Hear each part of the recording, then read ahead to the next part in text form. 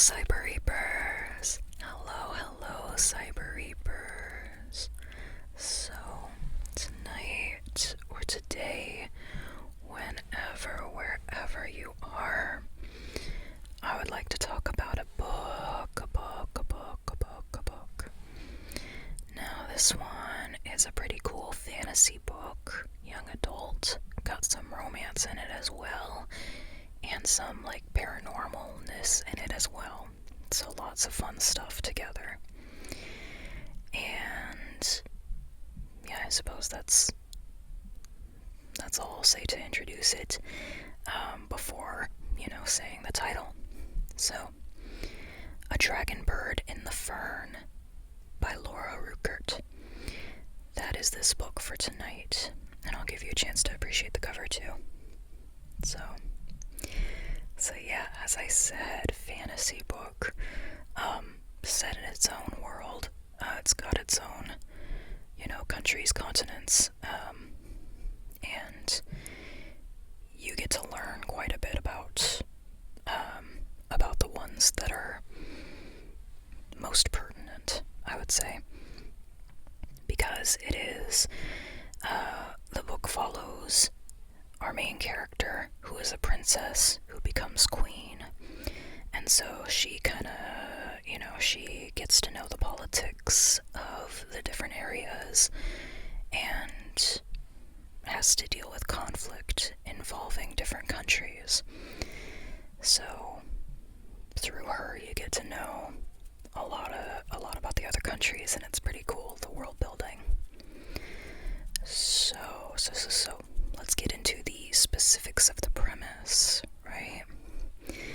So let's start by talking about Giara.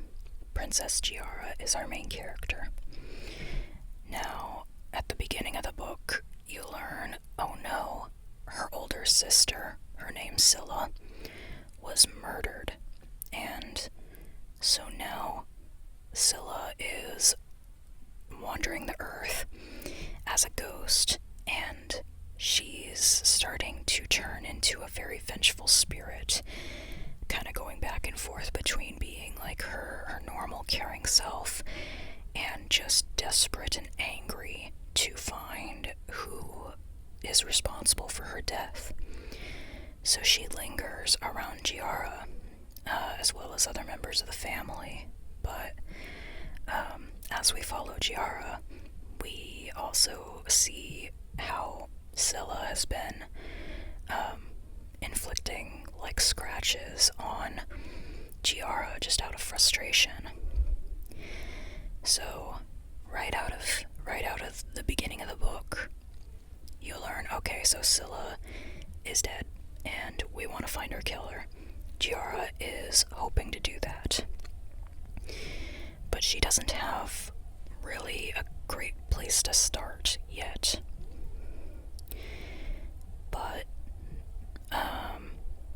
they do find out kind of the start of a lead of someone describes, like a witness describes someone they saw near Scylla at the time of her death. And based on the tattoos that the witness described, this person was likely from another country, a specific country. I'm not going to go into the names so as to not confuse you too much. I'll just say like the names of the characters. But this other specific country, now Giara has a lead, and she thinks, oh, okay, so this specific like country in the north might have the person, or the person might be from that place, the person who killed Scylla. So there's our first lead. But this book is not only an investigation into Giara's sister's murderer, it also is an arranged political marriage story. So Scylla, the older sister, remember, she was going to marry the king from this north country. So the king from the north country, where her killer is supposedly, possibly from. So she was going to marry the king who rules over that country. But now that Scylla is dead, that marriage, is not going to happen. The reason for the marriage, though, was to strengthen the bond between the two countries. And so it would be ideal if a marriage did happen. Where this is going is that the two countries say, hey, well, there's another sister, Giara. Why don't we just have her marry the king? So Giara's pretty hesitant about this. She loves her home, and she wasn't planning on marrying this king. She was actually studying to marry somebody else from a different country. Not a king, but, a noble. And so she knows nothing about the language that this king speaks. She doesn't know anything about the language. She doesn't know a lot about the culture, the customs. Her older sister was studying that. She wasn't. And now all of a sudden, the two countries are going, wait, what if we just have you marry the king? So yeah, Giara's a bit hesitant about this. Not only that, but she is dyslexic, so she has a really hard time with language. She's worrying about how she's gonna learn this new language for this new country, and when she doesn't even have, as good of a grasp on her own language as she wants. She has a hard time reading, sometimes she has a hard time speaking. So, how do you feel comfortable going to a completely different country, knowing that you might not grasp the language as well as you want, and you will have to rely on translators to talk to your husband? So, that's a lot of what's going on with Giara. But what does kind of push her over the edge is the fact that the witness described the potential, lead for Scylla's killer as being from this country. So in addition to performing her duties as a princess and, helping her country by creating an alliance with this other country. In addition to performing her duties as a princess and doing that, she also has her own personal reasons of, trying to figure out who might have killed her sister so that she can help put her sister's ghost to rest before her sister becomes even more violent. So Giara agrees to the marriage, and so she moves up north. She moves in with her new husband. His name is Rafar. She moves in with him, and she knows nothing of the language. The only word she knows is hello, and she uses that hello to the max. She says hello to everybody as best as she can. She clings to that word. No, it's great. She's doing her best as she gets there. And she has a translator who's helping her learn, right? So, at first things are, they seem a little hopeless to her because she feels like she's not learning the language as quickly as she wants. But she is genuinely trying. She's genuinely trying to learn the customs, to be respectful, and to decrease as many miscommunications as possible, right? And I think just the fantasy elements mixed in with the language elements, the language learning and such, made this book super cool. That plus the romance is actually very cute. I'm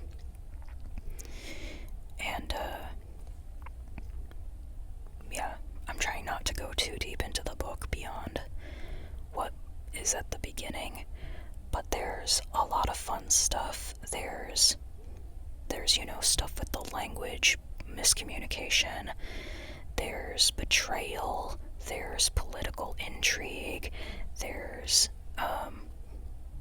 a potential for a war, there's a lot of conflict, and it all feels like every chapter I was like learning something new, getting more into the story. It really passed by actually kind of quickly considering how many pages it was. So I had such a good time reading this. And I love the casual representation too of, there were plenty of characters who were people of color, although that wasn't, because it's a fantasy world, the descriptions aren't the same, so race isn't exactly the same. They wouldn't say they are black, but based on, a reader reading this book, you can tell from the skin color and the hair descriptors that that's what is being said. And then, dyslexia also doesn't come up as a word in the fantasy world, but the main character definitely has it, and it's clarified in the author's note that that's what is being presented. And there's also just casual representation of LGBT characters and LGBT romance. Oh, I absolutely love one of the there's this woman warrior who she just she has a wife, and it's not just mentioned and forgotten about. It's they're actually active characters in the story, and yeah, they're cute. And just a trans character, I forgot about that. Also just there, I love when fantasy just has casual representation like that. So yeah, if you're looking for a book that has that kind of just sprinkled in everywhere, of different representation, this book has that, as well as the political intrigue and the ghost, the fantasy elements, some animals being fantasy animals like Dragonbird,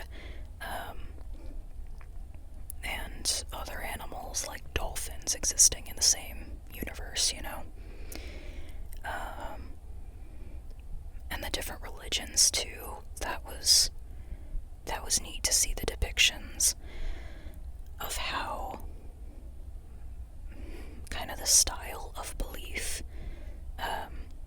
one of the countries having kind of revering specific gods that are far away beings, and they have names that are very individual to them, and then another religion where it's more you're connecting with nature itself, and just being part of it, that kind of thing. And yeah, there's so much world building in this book. I love it. And the betrayal was absolutely, it was a sinking feeling. You could see it coming, but the way that the surprise wasn't the thing that was so special about it, as much as it was just kind of a how could you feeling, but at the same time, you're going, yeah, of course it would be you, so that's super fun. Anything else I wanted to say? So I don't think there's actually that much more I can say without going into the really middle part of the book.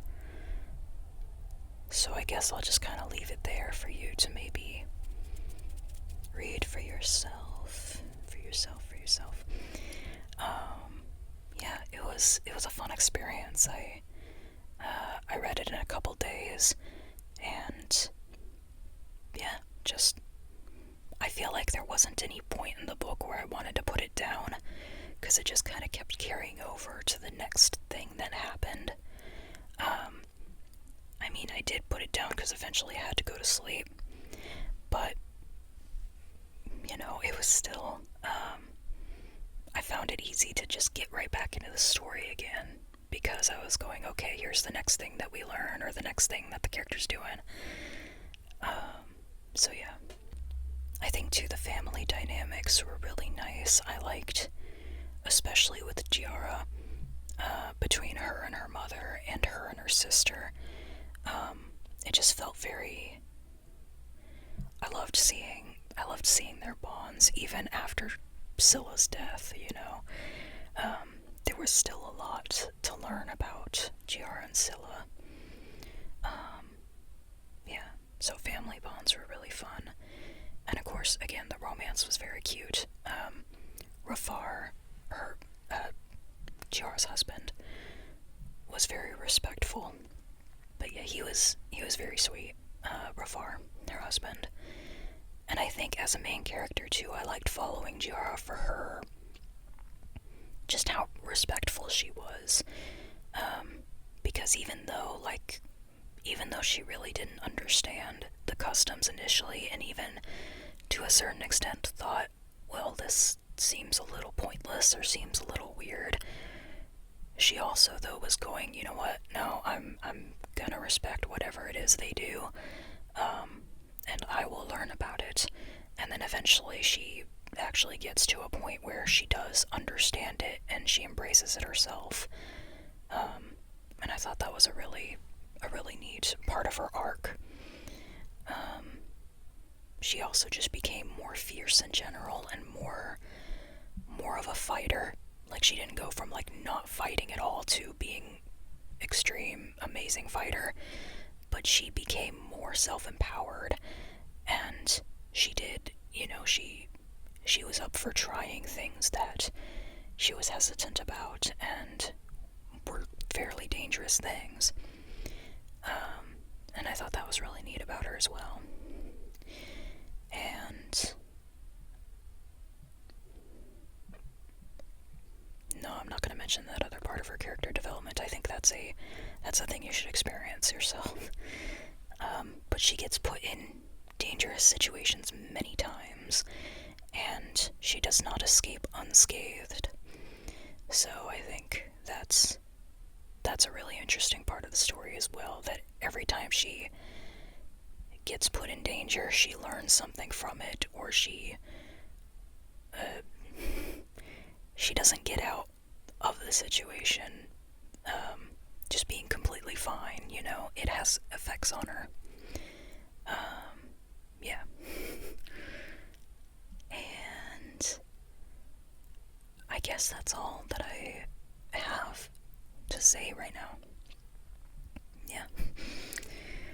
Okay. Thank you so much for listening. You are an awesome listener. And I hope that wherever you go next, whatever you do next,